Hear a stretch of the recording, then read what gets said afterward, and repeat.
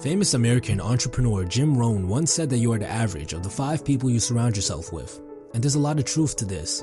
Chances are if the 5 people closest to you all like to go out partying and they don't take care of themselves, you probably don't either.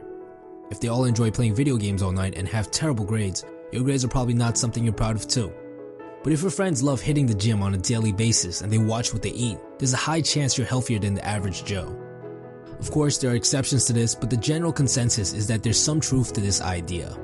We as human beings learn from our surroundings. We're sophisticated animals that excel at copying each other. This is largely where things like culture, slang, accents, and even traditions come from. People learn each other's habits and adopt each other's mindsets after spending large amounts of time with each other. I frequently catch myself using other people's catchphrases after hanging out with them for just a short period of time. And that's why it's to no surprise that a large majority of the most successful people on this planet have attested a lot of their success to their mentors. Martin Luther King had Gandhi, Mark Zuckerberg had Steve Jobs, Drake had Lil Wayne, and Bill Gates had Warren Buffett. People who become successful almost always have at least one person in their sphere of influence who is already massively successful.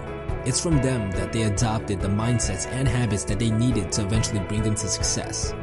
However, you might say, well, I don't know anyone who's successful, my friends are just average people. But this is where the benefit of reading comes into play.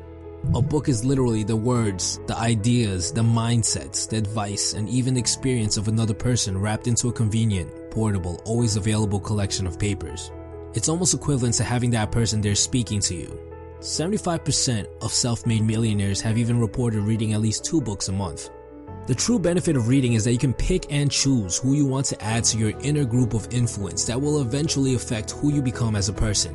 When you read, you get a glimpse into the mind of the author. There are so many books out there that are written by people who are already massively successful in different fields. Their ideas, mindsets, and words are all waiting to be shared. If you wanted to go on a meditation retreat with Gandhi, talk politics with Martin Luther King, hit the studio with Lil Wayne, or even get business advice from Warren Buffett, all you have to do is submerge yourself by reading their words and you'll get a glimpse into their world and their way of thinking. You will have essentially added a new friend to your group of friends, a friend who is most likely older and wiser on top of being significantly more successful.